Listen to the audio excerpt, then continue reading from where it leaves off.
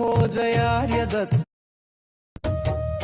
वीरभोगयोगी पुंगवाग्रजेन्द्र भास्करं वीरभोजयार्य दत्तपुत्र विष्णुमानसं वीरपापमाम्ब सृष्टिजीवतत्त्वबोधकम्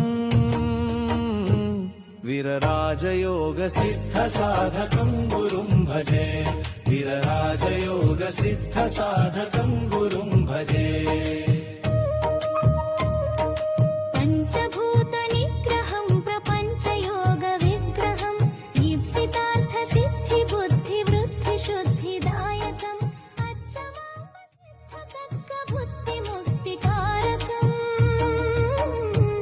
वीरराजयोगसिद्धसाधकं गुरुं भजे वीरराजयोगसिद्धसाधकं गुरुं भजे।